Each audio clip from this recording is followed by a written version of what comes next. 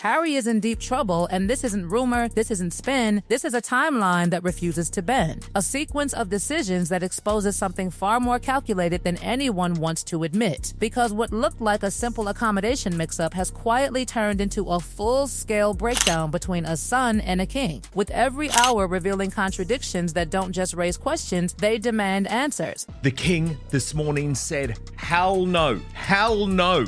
The door to Buckingham Palace is slammed in your face, Harry. And what did you expect when you brought someone like Meghan into the royal family? Okay? This is exactly what you would expect to get, okay? This psychodrama, papers reporting this morning that King Charles finally refused to be pushed around by Harry and indulged in the constant state of chaos amongst this ridiculous accusation that they asked him to stay. He said no. The moment you lay out the timeline, everything changes. Not opinions, not narratives, facts. A standing offer from Buckingham Palace weeks, maybe longer just sitting there waiting, not a last-minute olive branch, not a desperate attempt at reconciliation. A door already open. And what happened? Silence, decline, then decline again. Until suddenly, after the internal deadline had already passed, after staff schedules and security protocols had already been locked in, the answer flipped. Yes, too late. And that's where the story cracks open. Because this isn't just about a missed booking. This is about timing, about why the answer changed when it did, about why, hours after missing the window, a new version of events was already being whispered to the media. And here's where it gets uncomfortable. One side says the offer disappeared. The other says it expired. Those are not the same story. Those are two completely different realities trying to occupy the same space, and only one of them fits the sequence. King Charles may have just saved the British royal family.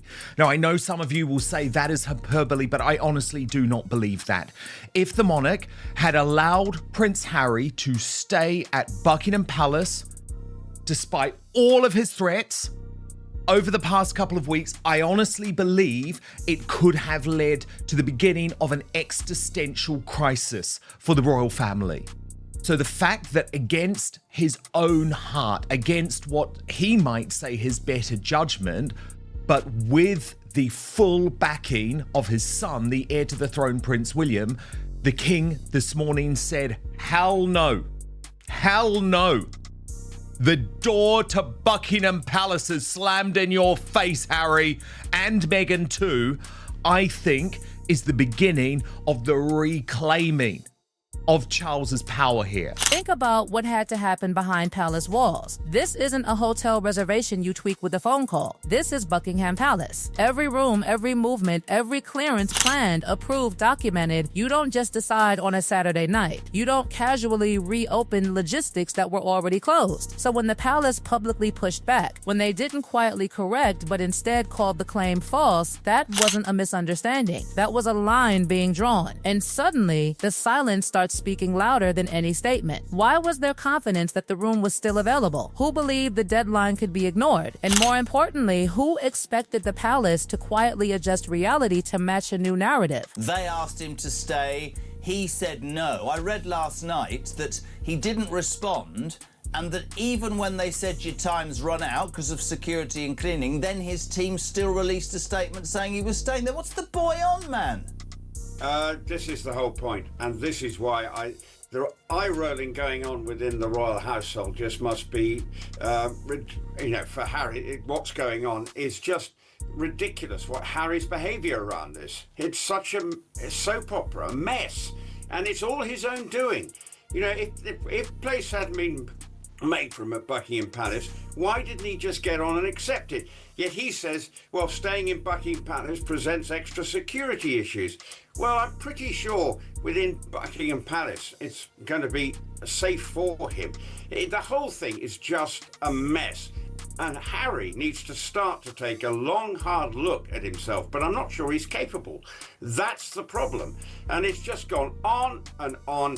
And finally, I think the royal household just snapped and said, enough's enough. Now the story gets heavier because the same week this entire situation unfolds, a high court judgment is looming, not months away, not hypothetical, days. And suddenly the idea of Harry staying inside Buckingham Palace doesn't just feel complicated, it feels dangerous. Optics, access, control. Imagine the headlines if statements came from inside those walls on the exact day a ruling drops. That's not coincidence, that's pressure. And the palace knew it, so the question becomes unavoidable. If the date of that judgment was already known days in advance, why wait until after the deadline to accept the offer? Why risk everything on a last-minute reversal when the stakes were already this high? That's not miscommunication, that's a gamble. And someone lost, because while all this unfolds, Charles doesn't move. He doesn't rearrange. He doesn't chase the chaos. A king undergoing cancer treatment, managing a full schedule, watching two completely different narratives collide, and he stays exactly where he is. That's not hesitation. That's control. And it is perfectly appropriate for Charles to just tell him no. Look, we gave you plenty of time and you couldn't come to a decision and you kind of decide to accept last minute. And you know what? We have other plans. We have a life. Our life does not revolve around you and your needs and your drama and your toxicity and everything like that. And so, no, you know what? You didn't give us enough time. You're on your own. And I think this should be the message overall from now until the end of time. I think this whole debacle is an example of why Harry just needs to be cut off completely from the British monarchy. He's not on the line of succession, neither are his children. He has no place, he has no purpose, he has no future here in the British monarchy. And this needs to be done because I think if they actually sever the ties more completely, they kind of can get away from the sideshow freak show that is Sussex land at this point. Harry and Meghan are just the sideshow freak attraction of the monarchy, but unfortunately, they kind of tend to drag the headlines and drag the family into their melodrama. And the only way for the family to avoid that, the British royal family, is to just cut them off. And here's where the illusion finally drops. This isn't one man making a difficult personal decision. This is alignment. Camilla, William, quietly, firmly, standing behind the same conclusion. No leaks of disagreement. No whispers of internal conflict. Just silence. And in royal terms, silence like that isn't empty, it's confirmation. Because if there had been pushback, if anyone had argued for flexibility, for one exception, for one meeting, it would have surfaced. It always does. But it didn't. Which means the decision wasn't emotional. It wasn't reactive. It was agreed. Now step back and look at the pattern. Decline, delay, reverse, brief the press. Get contradicted. Repeat. This isn't a single mistake. This is a sequence. And sequences tell stories that statements can't hide. And the most unsettling part? This isn't over. Not even close. Because once a timeline starts exposing cracks like this, it doesn't stop at one incident. It keeps unfolding piece by piece until the full picture becomes impossible to ignore. And just when it feels like the story couldn't tighten any further, another layer slides into place, one that quietly reframes everything you thought this was about. Because this isn't just about a missed room or even a broken timeline. It's about pressure building from every direction at once until something had to give and it wasn't going to be the palace. The idea that King Charles was still going to go through with this invitation, given the way that Harry and Meghan keep on humiliating him and keep on trying to cause damage for the British royal family, I think was going to be very difficult for the public to stomach. So what are you hearing about this decision? Well, let's go back to the invitation. And I use that term very, very loosely because it was Harry who once again went to the media and said, well, of course, we'd entertain. We'd love to have an invitation, something along the lines of we'd entertain an invitation to Sandringham. Of course, he wants that because if you're invited by the king, you automatically get state-funded security, which is all he cares about. He doesn't want to spend any more dollars of his own, quickly running out. And then he put on, it would be lovely for the family to meet the king. And of course, it would depend on who was there, AKA William and Catherine. And it was, at the time, it was blatant emotional blackmail for the king. However, the king and the palace did put something out, a statement out that was quite strongly worded. And, he would love to meet his grandchildren. He's only met Lily once for a hot second. Archie possibly twice. But no can do. I mean, what's he going to do?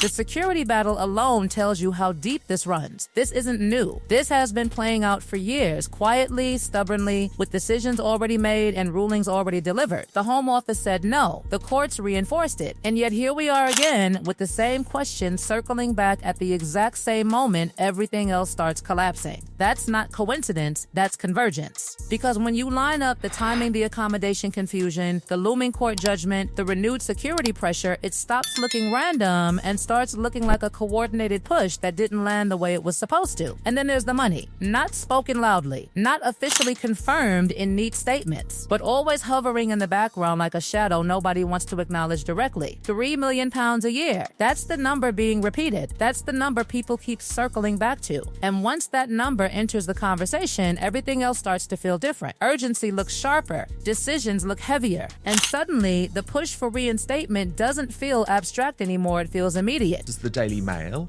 could end up delivering that speech from Buckingham Palace as if he was some type of formal member of the British royal family. So Rebecca's not being honest. Yes, of course, it was bad, the timing and everything. But fundamentally, Brittany, it was never going to fly him staying at Buckingham Palace anyway. I honestly believe, even if he had accepted the offer by the timeline that had been provided, the offer still would have been withdrawn as a result of the Daily Mail court case. The optics are just impossible in this case.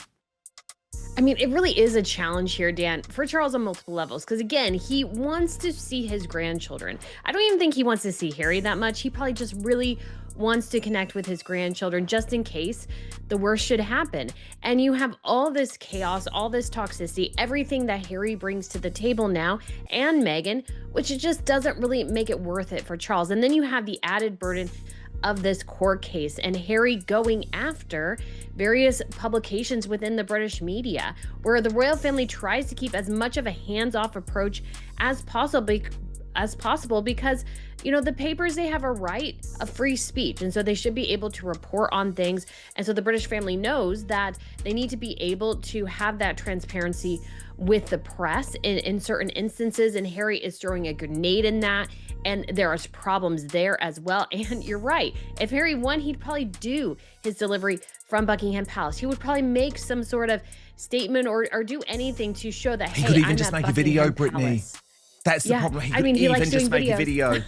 And he's doing it from Buckingham Palace like it can't stand. Now layer the lawsuit on top of that, because this is where the tension becomes almost impossible to ignore. A legal battle against a major newspaper group unfolding at the exact same time as a request to stay inside Buckingham Palace. Those two realities don't sit comfortably together. In fact, they collide, because you're not just asking for space, you're asking for proximity to the very institution that must remain publicly neutral while you fight a highly public legal war. That's not just awkward. That's unsustainable. And Charles knows it. That's the part nobody can pretend away. This wasn't a father choosing distance out of coldness. This was a head of state managing risk, perception, and constitutional boundaries all at once. Because one wrong move, one exception made under pressure doesn't just affect a family moment. It rewrites expectations. It sets a precedent. And once that line moves, it doesn't move back. But here's where the story cuts deeper, where it stops being institutional and becomes painfully personal. 4 years. That's how long it's been. 4 years without those grandchildren inside the same space, without that connection everyone assumes should be automatic. And for a moment, just a moment, it looked like that gap might close. That something real might happen behind all the noise. But reality didn't bend. Deadlines didn't stretch. And intention didn't fix execution.